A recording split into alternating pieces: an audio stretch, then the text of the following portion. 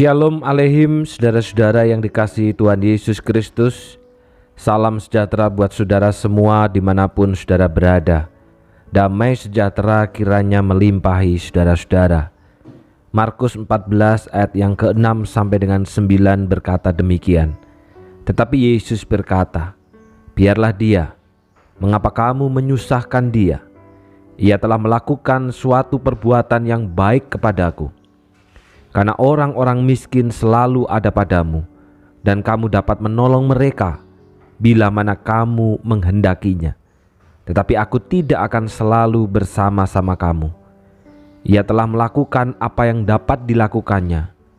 Tubuhku telah diminyakinya sebagai persiapan untuk penguburanku. Aku berkata kepadamu, sesungguhnya di mana saja Injil diberitakan di seluruh dunia, apa yang dilakukannya ini akan disebut juga untuk mengingat dia. Saudara, kontras dengan kebencian yang ditunjukkan oleh para imam kepala dan ahli-ahli Taurat adalah pernyataan kasih yang sangat besar dari seorang perempuan kepada Yesus. Perempuan yang masa itu dianggap rendah, warga kelas 2, tidak memiliki hak suara, namun justru mencurahkan minyak narwastu murni yang mahal harganya ke atas kepala Yesus. Perempuan itu adalah perempuan biasa, namun pujian dan penghargaan yang diberikan Yesus kepadanya menunjukkan bahwa ia jauh lebih tahu tentang apa yang akan segera terjadi pada diri Yesus. Kira-kira berapa harga minyak narwastu ini? Dalam Markus 14 ayat yang ke-5 dikatakan, sebab minyak ini dapat dijual 300 dinar lebih. Minyak narwastu yang apabila dijual akan memperoleh uang 300 dinar lebih. Kira-kira berapa rupiah? Saudara, zaman itu 1 dinar merupakan upah pekerja dalam 1 hari. Apabila dalam rupiah upah pekerja dalam 1 hari adalah 100.000, maka 300 dinar setara dengan 30 juta rupiah. Bukan jumlah yang kecil untuk hari ini. Apalagi memang untuk masa itu hanya untuk sebuah minyak yang digunakan untuk pengurapan, 30 juta rupiah. Karena itulah tindakan ini dianggap sebagai pemborosan oleh para murid. Dan kemudian para murid berkata, mengapa uangnya tidak diberikan saja kepada orang miskin? Mengapa minyak itu tidak dijual saja? 30 juta kan bisa dibagikan kepada orang miskin, bisa menolong orang miskin, bisa meringankan beban orang miskin. Mungkin kalau bagi kita hari ini 30 juta kan bisa dibuat untuk keperluan gereja, untuk beli sound system, untuk beli musik dan sebagainya. Maka pertanyaannya saudara, apakah berarti perempuan ini boros? Apakah berarti perempuan ini tidak memiliki belas kasihan kepada orang-orang miskin? Maka jawabannya saudara, perempuan ini tidak boros. Perempuan ini juga bukan berarti tidak memiliki belas kasihan kepada orang miskin, karena mengurapi Yesus dengan minyak seharga 30 juta. Tetapi ia melakukan sesuatu bagi Yesus yang terbaik dengan mempertaruhkan uang dan reputasinya sebagai wujud pelayanan dan kasihnya kepada Yesus. Ini poin utamanya. Bagi perempuan ini, Yesus sangat berharga lebih daripada harta. Dan sikap ini sangat berbeda dengan sikap yang ditunjukkan oleh para imam kepala dan ahli-ahli Taurat dalam perikop sebelumnya, yang menganggap kedudukan dan kuasa jauh lebih berharga di atas segalanya. Itulah sebabnya mereka berencana membunuh Yesus. Begitu pula dengan para murid yang hadir pada saat itu. Mereka menganggap bahwa minyak narwastu terlalu mahal untuk dicurahkan ke atas kepala Yesus. 30 juta itu adalah buang-buang uang untuk mengurapi Yesus. Yang sesungguhnya yang mereka pikirkan adalah uang, uang, dan uang, tetapi ditutupi dengan alasan untuk membantu orang-orang yang berkekurangan. Karena itulah Yesus berkata, saudara, dalam ayat yang ke-7, orang-orang miskin selalu ada padamu, dan kamu dapat menolong mereka bila kamu menghendakinya. Bila kamu mau menolong orang miskin. Jadi saudara, persoalannya bukan pada perempuan ini.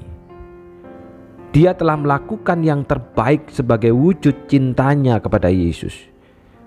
Persoalan utama sebenarnya justru pada diri para murid sendiri yang tidak mau menolong orang-orang miskin, tetapi menggunakan apa yang dilakukan oleh perempuan ini sebagai bentuk pemborosan, dan seolah-olah para murid begitu memperhatikan orang miskin, padahal mereka sendiri tidak menghendakinya. Makanya Yesus berkata, kamu dapat menolong mereka kok kalau kamu menghendaki. Masalahnya kan sebenarnya nggak menghendaki. Masalahnya sebenarnya kan nggak mau menolong orang miskin, tapi menggunakan alasan perempuan ini sebagai alasan untuk memperhatikan orang miskin. Saudara, kadang kita pun juga demikian. Mudah memberikan komen ketika seseorang melakukan sesuatu. Misal, uangnya kan harusnya bisa dibuat persembahan. Uangnya kan harusnya bisa untuk bantu orang miskin. Uangnya kan harusnya bisa untuk ini dan itu, untuk gereja. Kita banyak memberikan komentar, sementara kita sendiri tidak melakukan apa-apa untuk gereja dan hanya berkomentar saja. Karena itu saudara, apa yang sudah kita bawa sebagai wujud cinta kasih kita kepada Tuhan? Bersediakah kita mempertaruhkan harta, uang, reputasi, harga diri, bahkan diri kita sebagai wujud cinta dan kasih kita kepada Yesus Kristus? Kita mengorbankan segala sesuatu karena kita mencintai Yesus Kristus. Atau jangan-jangan kita menganggap kekayaan, uang, reputasi, dan harga diri jauh lebih berharga dibanding dengan Yesus, sehingga kita lebih memilih dunia daripada memilih Yesus. Kita lebih memilih harta daripada memilih Yesus. Karena itu saudara, mari wujudkan cinta kita kepada Tuhan dengan apa yang ada pada diri kita. Tidak berkomentar atas apa yang dilakukan oleh saudara kita, tetapi mengoreksi diri. Apakah kita sudah membawa yang terbaik buat Tuhan, terlebih di dalam masa raya Paskah. Mari kita berdoa. Bapa yang di sorga, firman-Mu hari ini mengingatkan kami, begitu mudah kadang kami mengoreksi orang lain dan memberikan komentar kepada orang lain atas apa yang dilakukannya, sementara kami sendiri sebenarnya tidak melakukan apa-apa. Karena itu tolonglah kami ya Bapa, supaya kami belajar untuk mengoreksi diri, terlebih di dalam masa raya Paskah ini. Apakah kami sudah mewujudkan cinta kami kepada Engkau, membawa persembahan yang terbaik untuk Engkau? Bahkan kami menganggap Tuhan itu jauh lebih berharga dari segala sesuatu yang kami punya.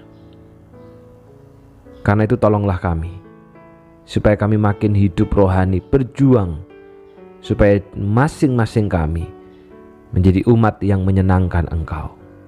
Secara khusus hari ini berdoa untuk dua saudara kami, untuk Ibu Pres dan juga Mbak Mariska yang bertambah usia di dalam segala kemurahan dan kebaikan Tuhan. Kiranya Tuhan menolong Bu Pres di dalam segala kehidupan dan pergumulannya, tangan Tuhan yang menggenggam erat, sehingga dalam perjalanan ini Bu Pres pun tetap mencintai Tuhan dan mengasihi Engkau dengan segenap hati dan segenap kekuatannya. Demikian juga Mbak Mariska, kiranya Tuhan tolong supaya segala sesuatu yang dikerjakan, yang dipikirkan, itu adalah pikiran firman Tuhan, pikiran Yesus Kristus, sehingga Mbak Mariska pun berjalan di dalam jalannya Tuhan, karena hanya jalan Tuhan, jalan yang sempurna dan baik adanya. Terima kasih Bapa, dalam nama Tuhan Yesus kami sudah berdoa. Amin. Selamat ulang tahun untuk Bu Pris dan juga Mbak Mariska. Kiranya Tuhan yang menyertai di dalam segala pergumulan. Tuhan memberkati.